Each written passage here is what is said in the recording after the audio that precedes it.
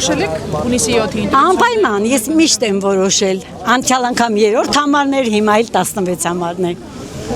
Իսկ ինչի համար եք որոշել այս անգամ էլ ձեր Այս անգամ որոշել եմ, որովհետև իմ այն անգամ էլ եմ որոշել, ես հավատացել եմ իրեն։ Ես իրեն վաղուց եմ ճանաչում հայկական ժամանակից, նույնիսկ փոքրիկ հոդվածներ եմ ես գրել, գրադարանի վարիչ եմ աշխատել 30 տարի։ Ինքը երկիրը շենացնում է, բանակը հզորացնում, ճանապարհները սարքում, դպրոցներ, մանկապարտեզներ, կրթական համակարգը, առողջապահական համակարգը, եթե թվարկեմ, անվերջություն է ուղղակի։ Գիտեք, որ գլխավոր ուղերձը այս ընտրությունների տեր կանգնիր խաղաղությանը։ Իհարկե գիտեմ, իմ տղան շատ դժվարին ժամանակներում է ծառայել 2 տարի 1999 թվականին, երբ որ տեղի էր ունեցել հոկտեմբերի 27-ը։ Դա շատ կարևոր որոշում է, որ բանակը հիմա պիտի խաղաղ լինի եւ ծառայեն 1.5 տարի։ Շատ մեծ գործ անում անվերջության հասնող իմ վարչապետը։ Վստահ եմ տեղյակ եք, որ համացանցում Ես Օսիպյանին, նաև Օսիպյան։ ահա, ես լսում էի։ Հա, ես դրանց սադրանք Շարիկեսից արդեն ավելի հաջողակիացել են։ Ինչպես եք վերաբերվում այս երևույթին։ շատ բացական։ Արդյոք սրանք ուղղորդվում են։ Հաստատ ուղղորդվում են, որովհետև ես իմ վարչապետի այցին տարբեր տեղ վազում էի ու սպասում էի ու լիքը սադրիչների հանդիպեցի։ Նույնիսկ ես չէի իմանում, որ ենթադրենք ում կողմից են, ասեցի չեք տեսել վարչապետի այդ քարոզ արշավը, որ ասում է ինչ ես սպասում, իրանք թուրքեր են, ասի թուրքը դու ես ու թողեցի գնացի, ամենուրեք սադրիչներ են, նույնիսկ չեն գնահատում, նույնիսկ ես գնում եմ պոլիկլինիկա, անվճար առողջապահություն եւ ամենուրեք հատկապես արցախցիները շատ դժգոհ են, ոչ մի լավ բան իրենց աչքերը չի տեսնում, չգիտեմ ինչ ասեմ։ Չկողմնորոշված քաղաքացիներին, այդ թվում արցախցիներին օրինակ, դուք որպես կողմնորոշված քաղաքացի ինչ ուղերձ կհղում ընտրել։ Ինչ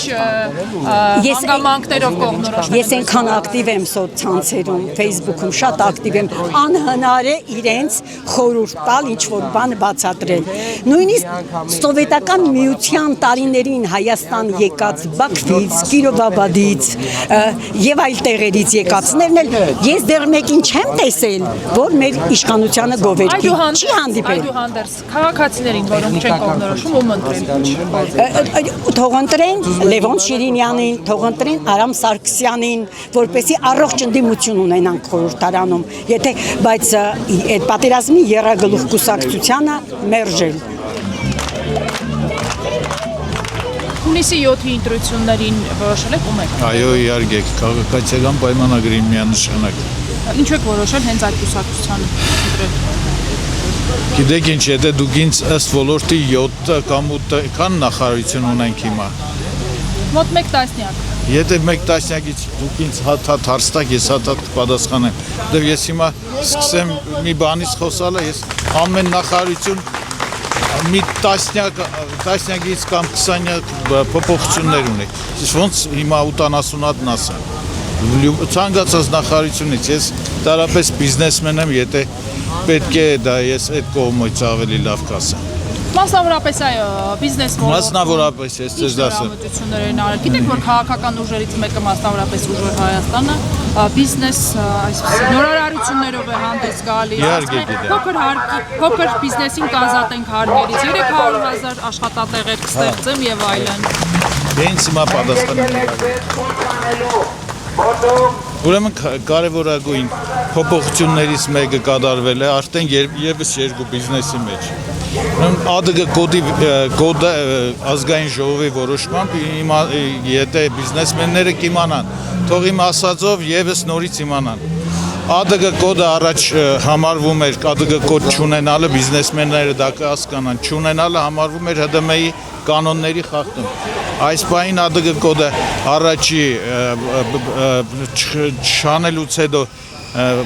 նախազգուշացում է երկրորդ անգամ 50,000 դրամ ակտ էր։ Այդ ԱԴԳ կոդի որպես ՀԴՄ-ի ակտ հարգայինի կողմից տուգանքը ահավոր բեռեր բիզնեսի վրա։ Այդ մի բեռը ձեր վրայից ընկել է, հարկելի բիզնեսմեններ, եթե չգիտեք, իմացեք։ Երկրորդը, որ ասում եք 300 փոքր բիզնեսին պետք է ազատել, դե ծիծաղելի բաներ են ասում, Հայաստանում մոտավորապես կա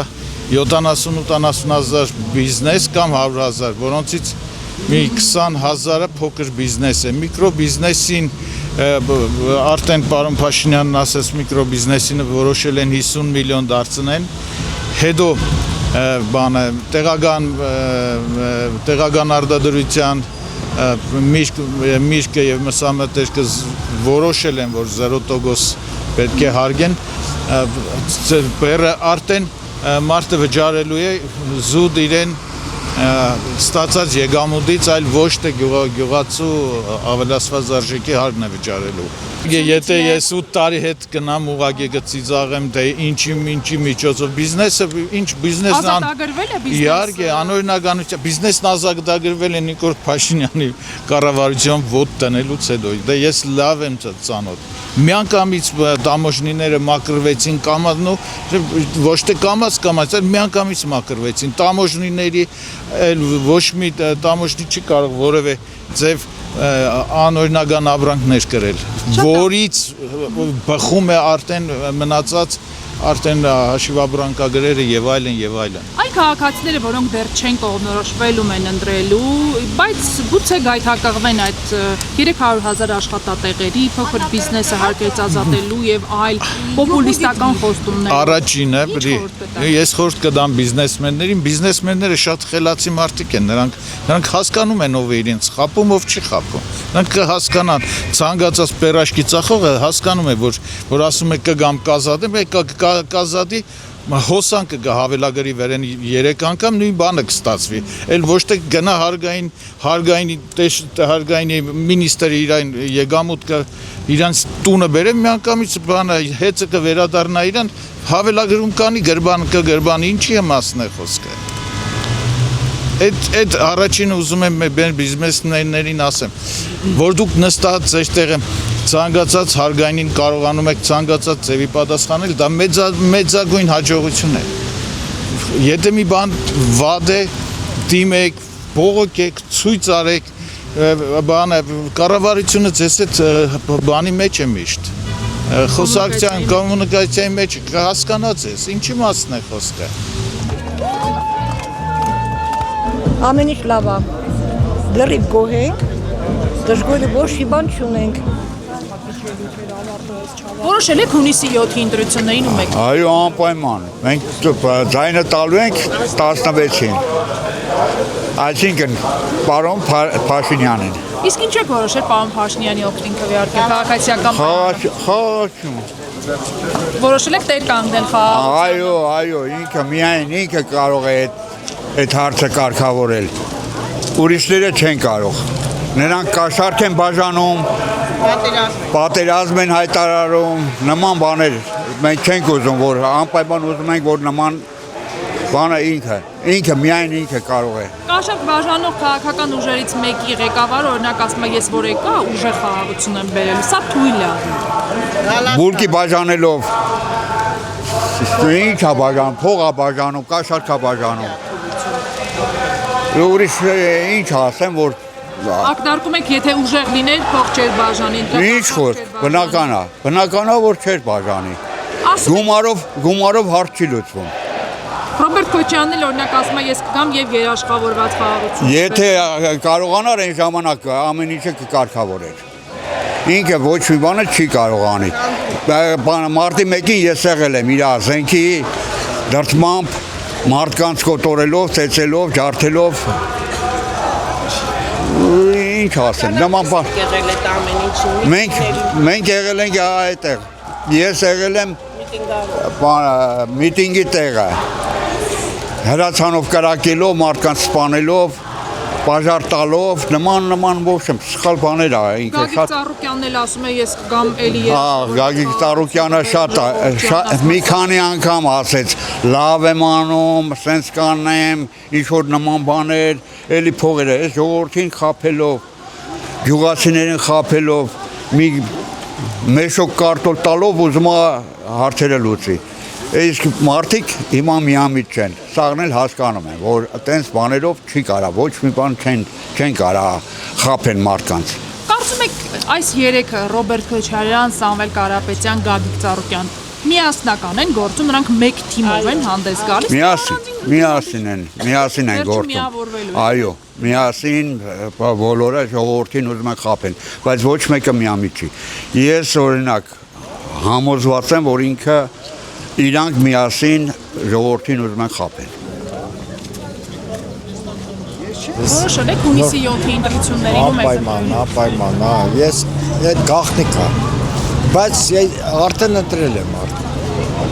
Ձեր մտքում արդեն ընտրել եք։ Այո, ես չեմ ոչ կաշառք եմ վերցրել, ոչ մի բան, ես այդ մարդը չեմ, ես ճիշտ խոսացող մարդ եմ ու միշտ ճիշտ եմ։ Կառավարության կատարած աշխատանքներից Գոհ եմ։ Մասնավորապես որ աշխատանքները կնշեք։ Աշխատանքները օրինակ իր դիվանագետությունը լավ է, որ հիմա ասենք խոսքի տարբեր ազգերի ժողովուրդների հետ մեր Հայաստանի վիճակը ուզում է զարգացնի, այդ կողմից ինքը հեռատեսա մի կողմից, ես էլ եմ նկատել իր այդ լավ կողմերը շատ ուներ։ Որ քաղաքացիական պայմանագիր կուսակցության կոչը ուղերձը տեր կանգնի խաղաղության։ Այո, ճիշտ է։ Դուք որպես քաղաքացի տեր կկանգնեք հունիսի 7-ին։ Ես ատամներով կպայեմ իմ հայրենիքը, իմ ժողովուրդը, ես 69 տարեկան մարդ եմ, միշտ էլ իմ հայրենիքում եմ ապրել, ծնվել, մեծացել, ոչ միտեղ չեմ գնացել իմ շնորհքով, իմ արեստով, ժամանակին ուրիշ գործով եմ զբաղվել, սպորտսմեն եմ եղել, բարել եմ եւ այլն, արեստով եմ զբաղվել, բայց իմ հայրենիքի կյանքում ես չեմ դավաճանել։ Ու ատամներով ես իմ հայրենիքը կպայեմ։ Գիտեք, որ ընդդիմությունը, մասնավորապես ուժեղ Հայաստան կուսակցությունը Ռոբերտ Քոչարյանի Հայաստան Ես ոչ մեկի մասին կարծիք չունեմ, ասել։ Խոստանում են գալ եւ ավելի արժանապատիվ, ուժեղ, երաշխավորված։ Ես իրանց կարծիքի մասին չեմ, ոչ մի բան չեմ կարող ասեմ, ոչ մի բան, որովհետեւ մինչեւ այս ժամանակ շատ բաներ եմ լսել, որ գովացել են ժողովրդի վիճակը, ոնց կլինի, թե Սերժը, թե Քոչարյանը, թե Լևոնը, ես ոսկե սարեր են խոստալի ժողովրդի մասին, բայց իրանք ոսկե սարը իրանց կներեք թայֆ են, ոնց որ ասում են, իրանց շրջապատի մասին են մտածել, ժողովրդի մասին ես կա ժամանակ մինակ նկատել եմ, որ ինքն է մտածում։ Նկատել, որովհետև սա մտածում են իրանց աթոռի մասին, իրանց շրջապատի մասին։ Հավանիչ տեսանյութը եւ բաժանորդագրվիչ նորությունները բաց չթողնելու համար